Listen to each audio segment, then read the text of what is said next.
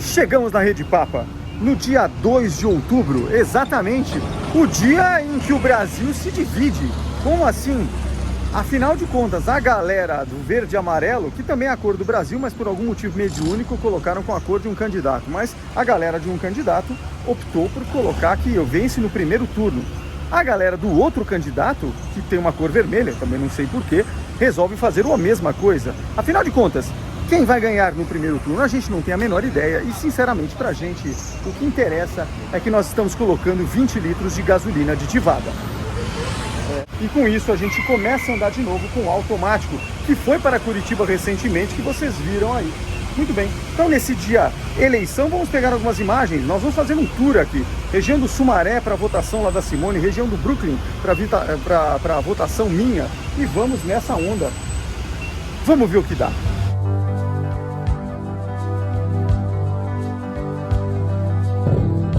É no silêncio de...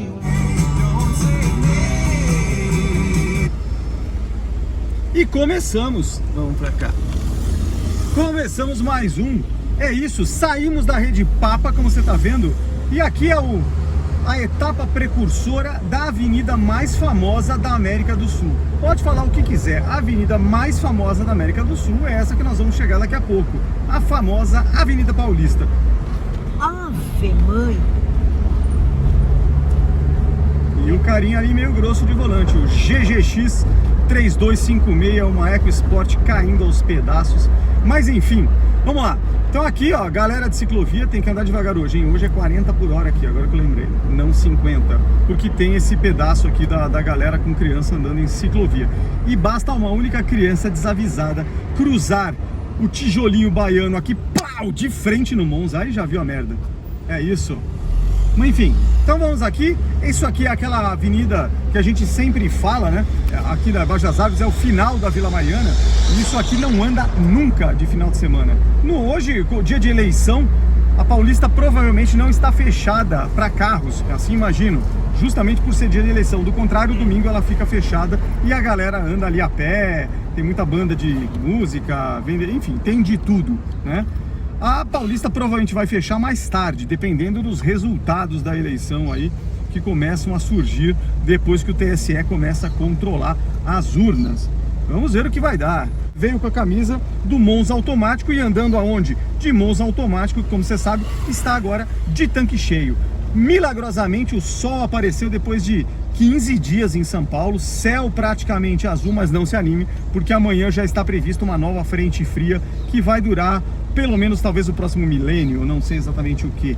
Então vamos lá, eu quero registrar aqui as imagens, como é São Paulo em dia de eleição, na região mais famosa da cidade, que obviamente é a Avenida Paulista, e nós vamos percorrê-la inteira, os poucos quilômetros que ela tem, porque ali tem, eu acho que onde vota na Paulista, acho que é na Gazeta, né? No Objetivo, né? É, Objetivo. O Objetivo acho que é um dos e colégios. No Rio Branco e no São Luís. No São Luís, lá na frente, são dois. Pelo menos, eu não sei se tem esse primeiro, aquele colégio estadual ou municipal que tem também, no começo, também. perto do Pasteur. É. Então, talvez tenha 3 pontos de votação na Paulista. São 3 colégios que tem lá, 2 particulares, o São Luís no final da Paulista e o Objetivo no meio da Paulista, né, no número 900 da Paulista. Vamos lá. Bora lá. E no começo da Paulista, perto do Instituto Pasteur, você tem também outro colégio, eu acho que é municipal, não sei se é estadual ou municipal, né? Que é um colégio que sobreviveu ali, é uma região ali perto de colégios mega caros em São Paulo, Dante Alighieri ali atrás, perto do Parque Trianon, enfim, é a parte nobre de São Paulo que estuda ali, até porque precisa ter dinheiro para pagar a mensalidade de filho no Dante Alighieri. Ou no próprio Objetivo, né? Meu pai suava para pagar o boleto, eu lembro disso. Mas vamos lá. O que nós temos aqui? Por enquanto, nenhum sinal, estamos exatamente na boca do metrô Ana Rosa, aqui do lado, que a GoPro não filma, mas vou pôr o dedão aqui, ó. Ali a entradinha do metrô. E aqui, como você tá vendo, aquela marquise ali, que antigamente era o terminal de ônibus do metrô Ana Rosa, virou o camelódromo oficial da prefeitura, e colocaram um monte de coisinha, porcaria lá de vendinha, de tudo que você pode imaginar. Descaracterizou o projeto, eu não aprovo, achei feio. Mas isso não é um problema meu também, nem sou vereador de São Paulo. Então vamos lá. O que nós temos aqui? Nada, esse farol que não abre. Mas aqui pelo menos, ó, hoje está fluindo muito bem. Outro dia, no vídeo, acho que retrasado, para percorrer esse trecho por volta das 7h30, 8 e pouco da manhã, nós demoramos quase 1 hora, né, em primeira marcha com veio o Logan, né, aquele dia. Tava chovendo, não quis nem tirar a Monza da garagem. Foi de viatura estratégica de apoio, também chamado de Renault Logan. Vamos lá, ó, tá indo bem. Aqui é o pior trecho, estamos bem hoje, nossa, tranquilaço. Passa no etapa, cursinho mega tradicional. Se você quer entrar na USP, o seu filho, felizmente ou infelizmente, vai precisar entrar aqui. E aí deu certo, pros dois pelo menos. Lá em casa, os dois não, o Diogo fez etapa? Não, né? O Diogo fez objetivo. Fez etapa. Ele fez o primeiro dia de etapa, passou na lista. O etapa, em um dia colocou ele na USP. Mentira, né? Deu sorte lá. Fez a prova, deu certo. Ia pro cursinho mais 1 ano e aí saiu a segunda lista, entrou. Então aí ficamos tranquilos. Olha lá, agora, ontem nós estávamos aonde? Ali, ó, nesse posto Ipiranga é justamente o posto do açaí que nós viemos. Tudo aqui em São Paulo é perto, só é difícil chegar. Em cima do viaduto, acho que Generosa, né? Metrô Paraíso, embaixo passa a Avenida 23 de Maio, são 7 pistas, eixo norte e sul de São Paulo, você não tá vendo aqui. E agora, oficialmente, quase, oficialmente não, que eu não sei o nome dessa aqui. Bernardino de Campos, chegaremos em breve na Avenida Paulista. Lindo, tá chegando bem, ó, andando a 45 por hora, não podemos reclamar de nada. É que eu acho que quem vota aqui vem de metrô, né? Quem vota aqui tem dinheiro, não vai ficar andando de carro. Quem vota aqui sai a pé, é isso, galera. Ou vem de metrô mesmo. Ah, tem esse colégio. Esse é antes da Paulista, não tá na relação. Esse aí é o não sei o que. É um de Freira, que a gente até pensou em colocá-los uma vez. Muito bem. Metrô, né? Pra gente seria metrô. Mesmo assim, né? Nossa. Olha, até aqui, num BR aqui, quase na região, ó, 4,69 é comum, 3,19 o etanol. Não vai, se fosse que já mudou de bandeira, eu não sei, mas me parece que umas 660 vezes. Eu não conheço. Não posso dizer, não conheço, também não paro. Então, vamos lá. HCOR ali em frente, Hospital do Coração. Não confundir HCOR com INCOR. INCOR é lá no cu do mundo, que é no final perto do HC, Hospital das Clínicas, que é pra lá, no final da Paulista. E aqui é o HCOR. Vamos lá. Olha lá o pessoal de amarelo. Agora, o mais legal são os camelôs. Os camelôs, eles agora têm 2 negócios. O próprio camelô, ele coloca 2 bandeiras, a vermelha com a cara do Lula e a verde e amarela com a cara do Bolsonaro. Ele é democrático, o negócio dele é ganhar dinheiro, tanto faz o candidato. O Paulista tá bom, hein? Paulista tá light. Parece madrugada isso aqui, cara, hoje. Melhor opção que nós temos. Aqui. As estradas, olha. Isso aqui são as entradinhas do metrô, que como é na Paulista, tudo tem que ser bonito e estilizado. Tudo bem que eles tiveram que trocar tudo por acrílico, porque na época das manifestações, antes do Bolsonaro, naquela época de Dilma, aquele rolo todo político, a Paulista era, além de Brasília, né, que pra mim é a cena mais impactante. Guardei os 2 jornais, o Estado de São Paulo e a Folha de São Paulo, eu guardei esses 2 exemplares, quando eles disseram assim, o Brasil acordou, o gigante acordou, e por aí vai, que é quando a cena pra mim mais simbólica é a população inteira no teto do Congresso Nacional, que depois nós fomos conhecer com o Monza CCV, e você não tem acesso ali, tem uma rampa, é fácil de acessar, mas tem segurança. Naquele dia, ninguém, cara, os caras invadiram a brincadeira em cima ali, todo mundo de verde e amarelo, no verde e amarelo antes evidentemente, da era Bolsonaro, né? Mas é isso, vamos lá, ó, abriu de novo, nós vamos passar aqui a Brigadeiro Luiz Antônio, importante avenida, e polícia na rua, mas o de sempre, né? Não tem nada de muito. Vamos lá. Olha esse prédio aqui na frente, antigamente Bank Boston, depois foi comprado, não sei o que tem aí hoje. Era o trio do nicho bancário na década de 80, quando você comprava a Monza e tinha conta nesse banco aqui, que era o Bank Boston, naquele espelhadinho ali, não dá pra ver aqui, mas que era o Citibank. Mas ainda é, né? É o City, mas no final das contas tudo virou Itaú, né? Ou no número 1000 da Paulista, que agora é Sérgio do Santander, que era o Sudameris, e o Safra, né? Eram os 4 bancos de nicho, um nacional, 3 estrangeiros. Citibank americano, Boston obviamente americano, e o Sudameris era um banco brasileiro, né? Mas com origem europeia. Os acionistas eram o Dresdner Bank alemão, o Banco Paribas francês e a Banca Commerciale italiana. Parece que inclusive era a maior acionista.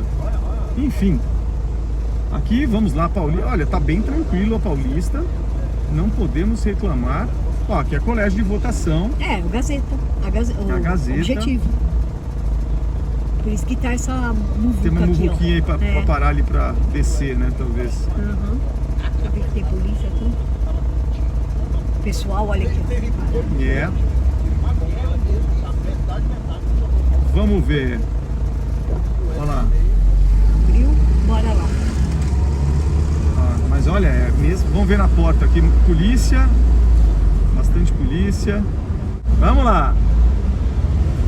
Olha o MASP aí na frente. Olha, se for olhar por cor, o MASP é Lula, porque as colunas são vermelhas. E o Bradesco é Bolsonaro, porque tem uma bandeira amarela lá. Vai saber. Vamos lá. Os cheirantes são todos bolsonaristas, porque todos os tetos das feirinhas são amarelos. Se bem que já eram, né? E a Marisa? A Marisa é Lula, porque puxa pro vermelho. Ih, tá dividida essa eleição do comércio, hein? E o McDonald's? McDonald's tá neutro. Vai votar em branco porque ele tem a parte vermelha, mas tem o amarelo. Se tivesse o verde, então complicava tudo. Então não dá pra saber. O McDonald's tá realmente isento. Aqui temos um vendedor. Opa, passou no vermelho, hein? FXT 1F85. É, o Hyundai passou com tudo no vermelho. Não tá nem aí para as leis de trânsito. O Conjunto Nacional, o Cine Astor, também, se for ligar para as bandeiras, declarou apoio. Porque a bandeira brasileira, mentira, sempre teve a bandeira brasileira ali, então não é parâmetro. O que mais? Estamos chegando no final da Paulista, na sede do Banco Safra. O Safra também, por bandeira, virou Bolsonaro. Mas de novo, mentira, já estava lá. Bandeira paulista é banco, então não tem partido A ou partido B. Os dois prédios do Safra, vamos lá. O que mais temos aqui, Simone? Acabou. Chegamos no Colégio São Luís, que ele está aqui dentro, dá para ver.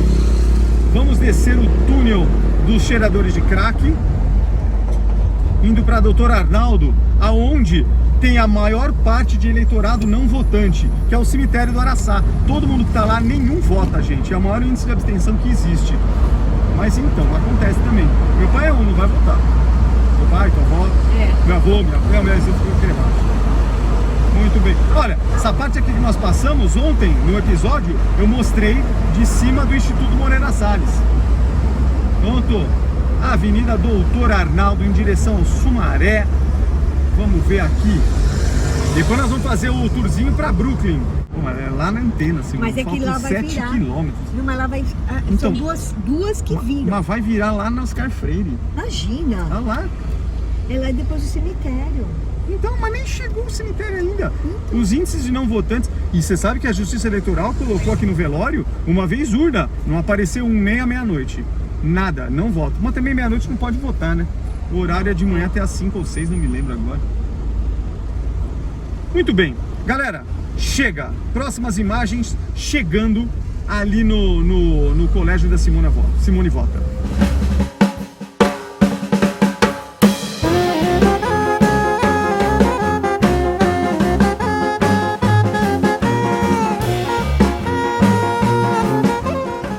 A gente tá parado aqui na porta da garagem de um cara, mas deixou o pisca-alerta ligado e eu tô no carro, né? Se o cara aparecer, a gente sai.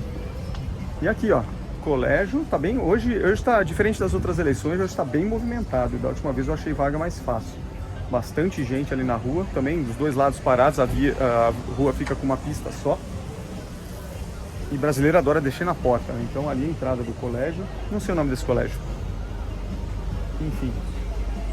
E é isso, galera. Então o nosso querido automáticozinho tá aqui, ó. É isso, melhor coisa para trânsito é o nosso querido automático.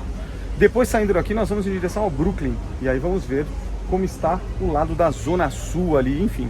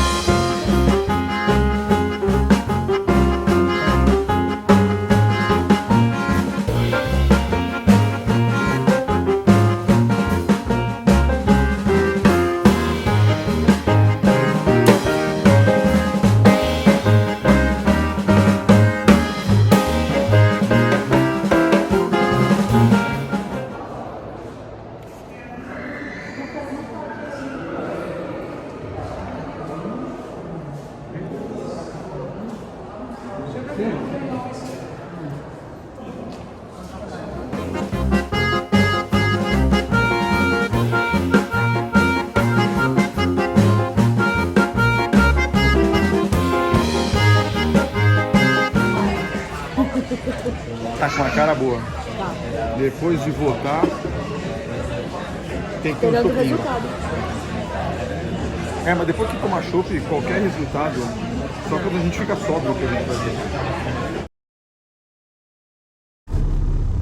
Aí, galera, em mais um ato absolutamente contínuo, chegamos na segunda-feira, vamos trabalhar aqui com o nosso querido automático.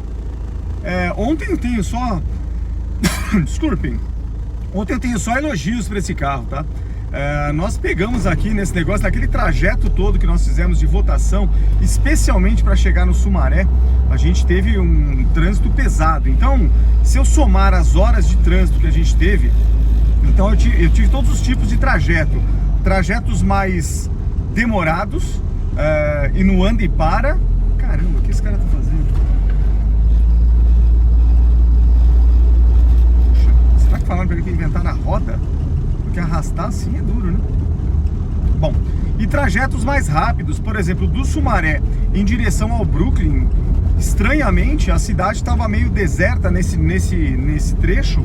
Nós fizemos em 21 minutos, né? Então, basicamente, ali o trajeto da Rebouças, saímos ali da Dr. Arnaldo, Rebouças, Marginal Pinheiros, entramos na Ponte Estaiada. Cara, você viu aí Ponte Estaiada. É raro aparecer aqui no vídeo, né? É uma região que não vou muito. Enfim, e aí chegamos ali, então, tranquilo. A votação no Brasil foi tranquila, né? Sem grandes dramas, incidentes. Estava vendo hoje notícia de manhã. Eu acho que uma coisa que também mostra a modernidade, né, é o fato de todo mundo, cara, eu fui depois num restaurante e todo mundo estava acompanhando todos os resultados das eleições pela tela do celular, direto no site oficial, que é do Tribunal Superior Eleitoral, do TSE. Então ali aparecia, você podia filtrar e ele dava um refresh a cada minuto, se não me engano, atualizando. Então é impressionante como no final das contas você acompanha a eleição para eleições gerais, né, para presidente, para governador, para tudo, olhando no teu celular. Eu acho que esse talvez seja um mérito que a gente costuma falar bastante aqui no canal sobre carros, né? O mérito dos carros novos, a eletrônica, o quão os motores são mais eficientes que os antigos, né, e tal. Aqui é um belo exemplo, né? Até no voto, a tecnologia se faz presente. Então, se alguém na tua vida falar que tem que voltar para papel para votar, tipo o modelo americano, que é surreal, cara, demora semanas para apurar, cara, o mundo realmente andou. O Brasil, nesse ponto, a gente pode se orgulhar. Ele deu, não de agora, deu, putz, acho que desde a minha segunda eleição. Eu comecei a votar em 89, minha primeira eleição, com 18 anos de idade, foi justamente para presidente da República. Depois do governo de Sarney, aquele rolo todo, eu votei na eleição que concorriam no segundo turno Lula, de novo, e Collor, né? E aí ganhou o Collor e tal, e o resto da história vocês já conhecem. Então, e naquele momento, se não me falha a memória, eu não tenho certeza agora, porque, putz, mas eu acho que naquela eleição de Lula e Collor, o voto ainda acho que foi em papel. Na eleição seguinte, acho que já para prefeitos, inauguraram a urna eletrônica. Mas isso, minha memória, tá uma coisa que eu não me atentei. Enfim, mas vale colocar, de agora eu achei fantástico. Voltando agora aos carros, então o carro foi bem, cara. Ele participou por todos esses trajetos de trânsito, anda e para, calor em São Paulo, não esquentou. O automático, ele realmente deu uma aula ontem de praticidade por ser automático, de conforto também por ser automático, e o mais importante, de durabilidade. De durabilidade, cara, porque no final das contas ele acabou durando, ele não esquentou, não me deu problema algum. O carrinho foi bem, né? Abastecemos e tal e foi bem. Então gostei de andar com ele ontem, né? Gostei bastante mesmo. Bom, papo de hoje, nessa segunda-feira, estava folheando o meu querido livro lá do automóvel e eu quero colocar mais um capítulo aqui, que é a ignição. Para você fazer o carro andar no modelo a combustão, você precisa ter uma ignição, ou seja, alguém precisa pôr fogo na mistura combustível e ar dentro da câmara de combustão ou do famoso cilindro. E aí não tem jeito, você precisa, primeiro ponto importante que o ser humano descobriu com o tempo, você, abrir um pouquinho os vidros, está calor, você precisa ter uma faísca de alta potência, precisa ter uma faísca, é como se acendesse um isqueiro e tem que pegar fogo naquela mistura. Só que tem um detalhe que você aprende estudando a evolução dos motores. Os motores mais antigos, também a combustão, tinham baixa compressão. E o que o ser humano acabou descobrindo com pesquisa enfim, evoluindo, é que quanto mais eu consigo aumentar a pressão dentro do cilindro, ou seja, está lá uma mistura, ar, fundamental, senão não pega fogo em lugar nenhum, né? Não há fogo no vácuo, amigo. Você não acende isqueiro no espaço, então não tem jeito, precisa de oxigênio, que é o nosso querido comburente, então precisa ter um gás que permita a propagação. Então, o ar atmosférico, o motor aspira ar, joga para dentro, a válvula do motor fecha e o cilindro sobe. Naquele momento, que é o ciclo mais ou menos de 4 tempos, né? Admissão, eu chupo o ar de fora. Compressão, o cilindro está subindo dentro do cilindro, não, pistão está subindo dentro do cilindro e está comprimindo, é como se fosse uma seringa, que nem experiência de escola, você tampa a ponta dela, coloca ar e tenta pressionar o êmbolo, né? E ele vai comprimindo aquele ar, o motor faz isso muito bem, é a compressão do pistão dentro do cilindro. Bom, aquela mistura fica altamente comprimida. Por quê? Porque as folgas dos anéis na parede do cilindro são basicamente inexistentes. Então, tanto é que quando começa a folgar ali, você começa a ter fumaça atrás, porque parte da explosão vai para o lado errado. Então, quando tudo está bem, aquela compressão é muito alta. Imagina que aquilo lá tem uma poderosa árvore de manivelas lá dentro, mandando aquele pistão para cima, que é o virabrequim. E naquele exato momento precisa ter um sincronismo perfeito de umas engrenagens, que é o famoso eixo de comando, e tem que ligar a parte elétrica. No ciclo de motores álcool e gasolina, o diesel é diferente, a própria mistura com a compressão entra em combustão. Então o ciclo de diesel não precisa de vela, ele precisa de uma bomba injetora. Eu injeto aquela quantidade, como o diesel é altamente inflamável, quando eu comprimo, ele explode. A gasolina não tem como, o álcool não tem como. Você pode espremer ao máximo. Se não tiver alguma faísca, não vai explodir. Então o que você precisa? Um sistema elétrico. Então o carro a combustão necessariamente, ele precisa, combustão, a gasolina e álcool, né? Como disse. Ele precisa necessariamente ser também um carro elétrico. Ele precisa gerar a energia, porque a faísca vem de onde? Se eu só fizer a faísca chegar da bateria, se a bateria acabar, o carro vai morrer, ainda que tenha gasolina. Então, para evitar que isso aconteça, eu preciso ter uma fórmula constante de alimentação. Bom, o alternador faz esse papel, antigamente o dínamo. Eu coloco uma correia ao eixo do motor. O fato de virar, ele é um mini gerador elétrico, ele gera energia por magnetismo, transmite para os cabos, parte dela carrega e mantém carregada a bateria, também chamada de acumulador, todo carro tem, e a outra parte alimenta o carro, alimenta tudo, desde o farol, mas também o sistema de ignição do carro.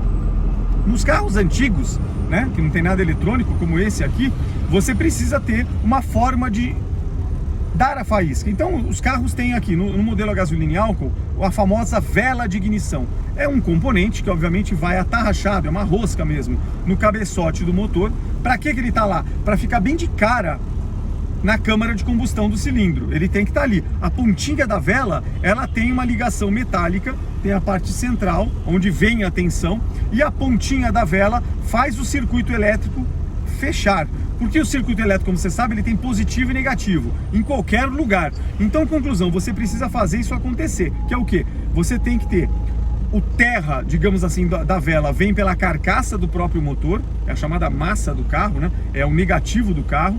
E o que fecha o circuito de um pular para o outro é o positivo, que vem do cabo de ignição. Cabo de vela, liga na vela, e aquele miolinho da vela é o que transmite a alta tensão. Até aí tá tudo certo, né? No momento que tudo sincronizado, a compressão está no máximo, automaticamente a vela dá a faísca e aí põe fogo naquela brincadeira. Ao pôr fogo, aquele negócio se expande, como qualquer explosão, faz com que o cilindro desça. E automaticamente, nesse momento, os outros cilindros estão balanceados, né? Cada cilindro está num ritmo diferente, fazendo um motor, por exemplo, de 4 cilindros. Essa é a parte que é meio básica, mas quando a gente olha nesse livro, a gente vai entender o que é o sistema de ignição do carro. E isso é que é o legal.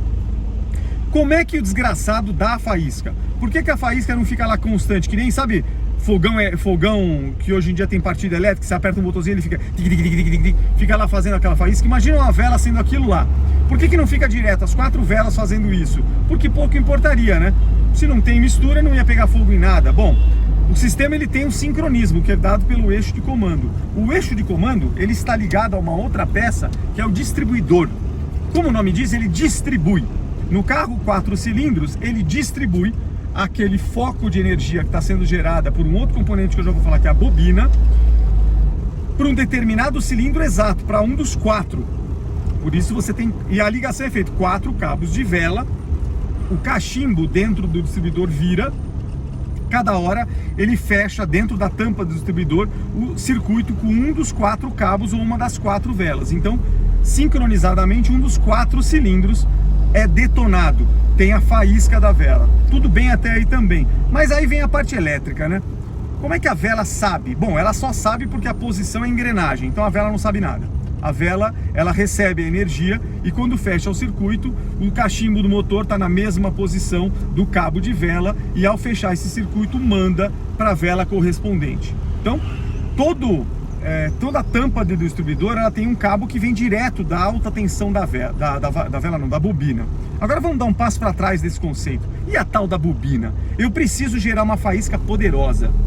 E ela tem que se retroalimentar, eu tenho que gerar uma faísca, soltar aquela faísca. Só que aí tem o seguinte, a bobina é justamente a parte física, que é a elétrica, uma peça que tem esta função. Ela precisa gerar a alta tensão que o cabo de vela vai levar, que o cachimbo vai sincronizar, que a vela vai detonar, que o motor vai explodir.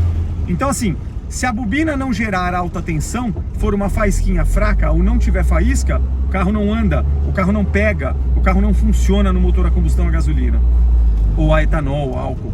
Então, o que faz com que...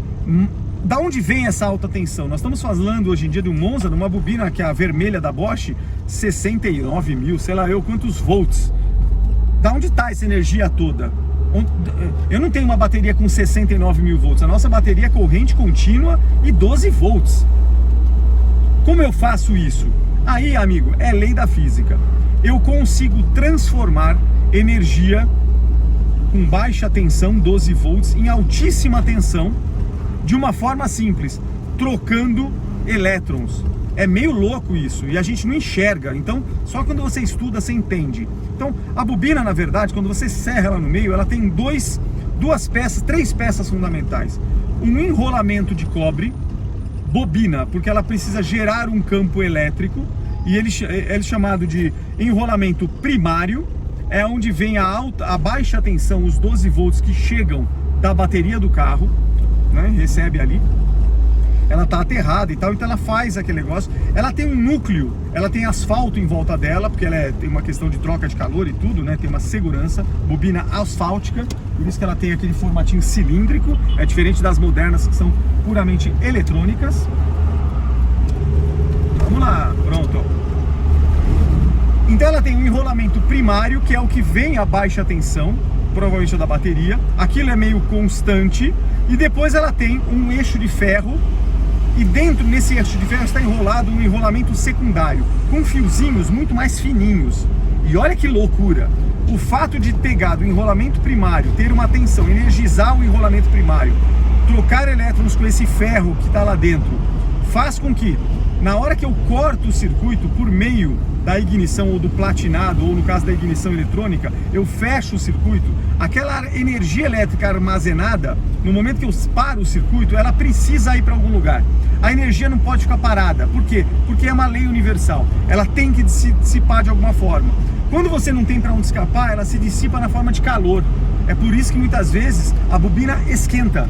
Porque parte disso, e isso não é eficiência, tá? Isso é um efeito colateral inesperado. O asfalto na bobina é porque ela vai esquentar e eu preciso dar um controle térmico. É quase um radiador. Então, o efeito errado é calor. Por que ele é errado? Porque eu não aproveito o calor no motor para nada. Esquentar a bobina não me gera problema, não faz nada. Pelo contrário, é perda, é efeito colateral. Bom, gerei o calor. Só que aí tem um milagre. Quando eu fecho o circuito, que é quando o eixo de comando determina que o rotor do distribuidor está apontando para aquele cilindro e fechou o circuito, cabo de vela e tal, e vai para aquela determinada vela, a energia passa a ter um caminho muito mais fácil do que o calor, que é o próprio cabo. Então, na prática, o calor ele acontece como efeito colateral no pouco intervalo entre a rotação de um para o outro cilindro, que o rotor lá dentro está funcionando. O calor vem dali, por isso que a bobina esquenta, mas não tanto. Agora, a energia ela é que nem água, ela procura o local mais fácil. Então, se eu tiver um cabo parrudo que conduza aquela eletricidade, é muito melhor para ela. Ela prefere aquilo, é mais fácil. Então, o que acontece? A bobina gera aquela energia, eu corto o circuito. No momento que eu corto o circuito, ela entra em colapso. Ao entrar em colapso, a energia, para onde eu vou? Naquele exato milésimo de segundo, o rotor assenta e gera o caminho. Ela fala, é para cá, e ela manda para aquele determinado cilindro. Então, o ciclo de energizar a bobina, trocar energia, colapsar a bobina é o que faz o sistema de ignição de todos os carros. Especialmente mais fácil de ver nos antigos. O que eles perceberam com o tempo, né? Com a famosa ignição eletrônica? O platinado, antes desses carros aqui da década de 80, o distribuidor do carro, o interruptor que estava dentro dele, tinha um eixo rodando, como tem até hoje, né? Aquele eixo ele tinha concêntricos, enfim, em vez de ser um eixo redondo, ele tinha 4 cantos no motor 4 cilindros, 6 cantos no motor 6 cilindros e 8 cantos. Cada canto que acontece é um ressalto. Aquilo não está lá de graça. O ressalto é para quando eu passasse pelo platinado, eu abrisse o platinado. Então, na prática aquele é um liga e desliga, como se eu tivesse com o dedo no interruptor. Então, cada vez que aquilo gira, liga e desliga, ele energiza, corta energia, colapsa a bobina e manda a energia a alta tensão transformada de baixa tensão pela troca de elétrons no circuito primário para o secundário, em alta tensão sai pelo cabo da bobina 48 mil volts, mais ou menos as bobinas azuis dos carros antigos a platinado. O que a galera percebeu, que nesse livro mostra, é que nas competições de carro, o giro do motor era mais alto. Então, quanto maior o giro do motor, mais eu extraio potência de lá. Então, por exemplo, o motor hoje do Monza para frente, 3.000, 4.000, eventualmente 5.000 giros. Isso era impensável no começo dos carros a combustão. E por quê? Não havia tecnologia mecânica para fazer o motor girar tanto, ele moía se fizesse isso. Então, naquele momento, o platinado dava conta, porque o tempo entre ele abrir e fechar, energizar a bobina, trocar energia, colapsar a bobina e mandar aquele negócio para alta tensão era relativamente tranquilo. Claro que eu estou falando de milésimos de segundo. Quando eles começaram a fazer motor de alta rotação, eles começaram a perceber que os carros em alta rotação falhavam, porque o platinado, o abre e fechar dele com aquela mola e a bobina com 40 e poucos mil volts, não dava conta de gerar energia, trocar o elétron. Então a faísca que chegava lá era uma faísca fraca, ele explodia ou pouca explosão ou não explodia. O carro em alta rotação falhava.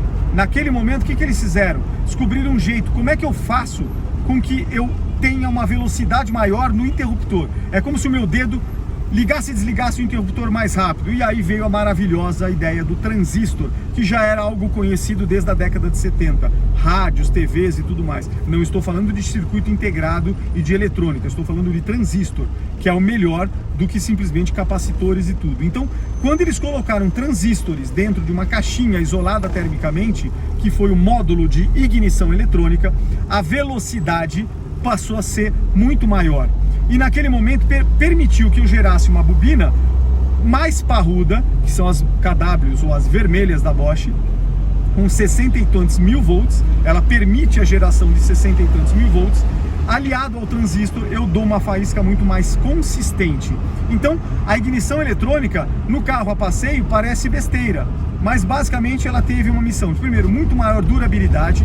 A platina do platinado deixou de existir, não tinha mais platinado. O interruptor virou o próprio circuito eletrônico, né, do módulo de ignição, e a vida seguiu. É basicamente o que a gente andou por muitos anos, até que fosse tudo substituído pelo computador. Mas isso é outro assunto. Então, basicamente é a história do circuito elétrico. Eu acho isso muito legal, isso é mágico. Eu vou pôr aqui umas cenas do que a gente aprende disso no livro do automóvel.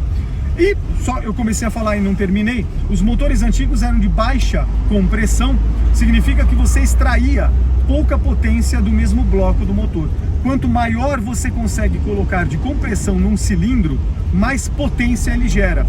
Tá duvidando? Por que você acha que os motores menores a 3 cilindros de hoje, são os últimos agora da era de combustão, usam turbo para colocar mais pressão, mais ar dentro da câmara? Porque quanto maior a pressão, seja que o motor consegue comprimir com o pistão e o cilindro, aí é tecnologia e engenharia mecânica, seja porque você colocou um turbo em cima enfiando o ar sob pressão. Quanto maior a pressão, maior a explosão, mais potente a explosão, mais você tira do motor. Então é isso. Quando a tecnologia mecânica no mundo permitiu que nós construíssemos blocos com folga muito pequena e tudo, permitiu também que a gente fizesse uma alta compressão. E é isso que acontece.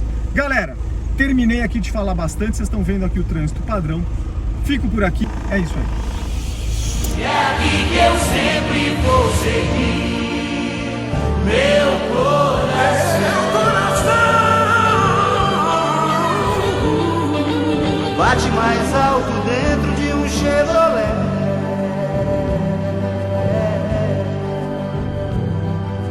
Bate mais alto dentro de um Chevrolet.